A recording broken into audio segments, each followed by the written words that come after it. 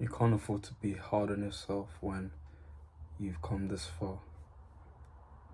When you tell yourself you're not worthy, you become unworthy. When you tell yourself you are worthy, you become worthy. Also, I think the main thing that I'm trying to get into my head is to not punish myself for having limitations or human frailties. Although I believe in pushing past the limit little by little every single day, but when you fall short, when I fall short anyway, I get thrown immediately into a low negative state of emotion. My vibration becomes lower. I'm in my head and not being present. I'm just in my head and thinking about something ahead or something that happened already. And although I've been getting better at refocusing, like coming back, because when you're in a low state, people will feel it, and then the air around you will change, the aura around you will change, people around you will sense it. Even if you're like, let's say you're in a group of friends, like, you'll affect them too, they'll feel it, especially if you've got a big presence naturally anyway. Once they can't sense your presence, something's off, like, they're just gonna feel it. Or they're gonna just feel that, let's say you like to complain a lot, you start complaining a bit more, or you're voicing the negative thoughts that are rushing through your head constantly for everyone to hear, and then you're just bringing the mood down. And that's how people will treat you, that's how people will talk to you, how you think to be treated, how you want to be treated, or how you're treating yourself inside, essentially, because everything is a mirror. Like, what is inside reflects to you. What you have inside of you reflects to your outer world. For example, if you feel negative inside, you'll attract negativity. Simple as that. Like, even for me lately, I've been attracting a lot of good luck. I believe it's just God, like, passing me opportunities, blessing me and things like that. But like, I'm just always attracting good situations, things that will help me in the long run, things that will teach me a lesson, a valuable lesson. Because we all learn something new every day. That's how we learn from our mistakes, eventually. By learning something new. Don't dwell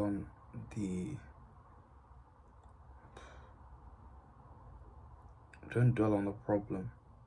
Dwell on what you would do as like your higher version. Do what he would do. Stay in line with that vision, and you'll immediately conquer that problem. It wouldn't even be a problem anymore at that point. The higher version of yourself is bigger than all these problems that are bothering you, all these low level problems, like maybe deciding what restaurant to go to, or deciding which friends to, hang out with. Like, your higher self has already dealt with these things and made the tactical decision for what will benefit that him or them.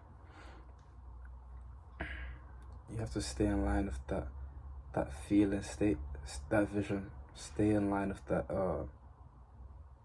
that vision. Stay in that feeling that your higher self would be feeling. That feeling of contentment that your higher self would be feeling. Stay in that feeling.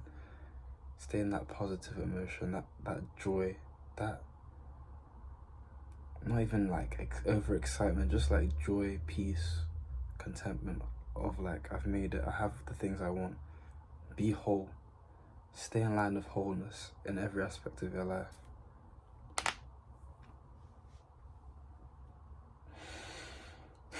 Need to destroy that need to be validated. When people, and it's kind of funny how external things can really affect your mood if you allow it to. And I feel like that's the need of validation. That's the craving. You have to eliminate that in your life. That need for validation, that longing for approval from others. Even if someone else tells you, let's say your outfit is absolutely crap, if that's what you chose to wear because that's what you see for yourself, then you have to own it, stand on it, and remember that you can even think someone's lame for thinking that you're lame. Literally, where can you even go from that point on, bro? When someone thinks your fit is whack and then you think their fit is whack, like, who's right, who's wrong? Like, just don't allow the external to affect what's inside. You have to let the inside be the thing that's shaping the things around you. Align yourself inch by inch every day. Align yourself with your higher purpose, higher vision. And remember that sometimes you can slip up in it, but practicing getting back in line, that's like you're training. It's like you're training a muscle. Eventually you'll get stronger and stronger, and then it'll be kind of like when you go off course, you come back quickly, like, you know what I'm saying? Like, you have to train it like it's a muscle, like meditation. Your focus gets better, like training in the gym, your muscles get bigger the more you train it. And the same with aligning yourself with your vision. The same with stabilizing yourself with prayer, meditation, closeness to God, reading the scripture, and being in tune with yourself. You know, having that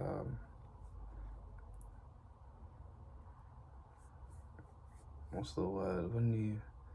It's basically like a regrouping, essentially. Whenever you feel that negative swing of emotion come into, like, that low energy, like, you'll feel it. It's when you're not bothered, you just want to sleep, you just want to die, like, literally. That's when you're in that negative state of that you don't even know what caused it. You can't even put your finger on it.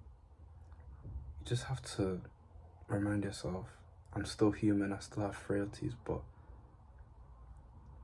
what can I do right now, this second? What do I need to do this second? That's why I started writing down a list of reminders for my day. Journaling helps as well. Prayer can help too, you know. Even meditation, I feel like meditation might be better so you can clear your head, refocus.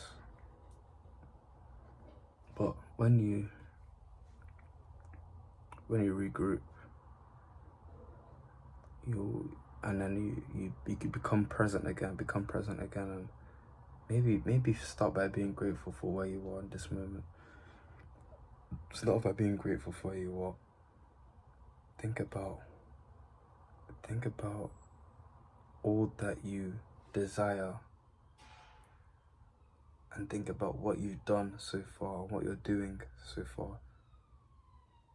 That is basically telling God that I already have it. Like, when you work towards the things you've prayed for, and you work for it, you work towards it without ceasing, you work towards it, you just do everything right. Don't just work towards it, but think about what does that person, that higher version of myself that has it, what will he be doing in every aspect of his life? How will he be treating people? How will he be eating? What will he be consuming online? Will he even be online? Like, you need to just remember, what are you doing that's right, and be grateful. If you feel like you're doing everything wrong, then be grateful that you can at least be self-aware to that point that you know what you're doing. Like, you know exactly what you're doing. Even if it's wrong, you know exactly what you're doing. And then come to the realization that you're in the present moment and you can literally turn the other way. If you're walking and if you're walking towards a snake, you can literally just turn the other way, like right now, like the present moment right now. You haven't fallen off. Like, you're letting the negativity to overrun your mind. We never overthink positive thoughts. We always have to overthink something that's negative. And that's one thing you have to make sure you don't fall into the trap of. And it's very like hard, because even if it's very tiny negative statement that someone might have said to you, you'll just try to brush it. Then slowly and slowly you'll be thinking, really? Is this like this? Is that like that? Like, is this true? Then you'll start checking your phone, searching things online, like, because it happened to me today, and it happened to me. Someone basically told me my hair was shit. I started looking at I even asked my friend that can cut hair. I even asked him to cut my hair today. I'm still gonna get the trim. Yeah, I'm still gonna get the trim in it, just so I can feel good about myself, that I have a haircut at least. But yeah, I just kind of remembered that, yo, like, I actually don't care what anyone has to say. Like, this is how I like it, and when I choose to change whatever I want to change about myself, I'll change it when I want and when I need to. What some people don't realize is hair can be a symbolic. It is symbolic. It represents, like, for me anyway, for other people, and for everyone, it's literally your identity at the time. Like, let me even say for myself, like, when I decided to start growing my hair out like this, it was just like, because I think my hair was short at the time. I was like, I want a fresh start. I just want to be free. That's the whole idea, to just be free, to just be free, just let whatever's going on with it, even if it turns out to be crap, let it be crap, you know. If I was heading the wrong direction, I'll turn around, probably shave my head or something, start again. Like,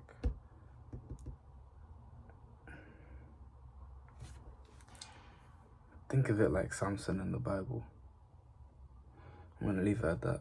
Stay blessed.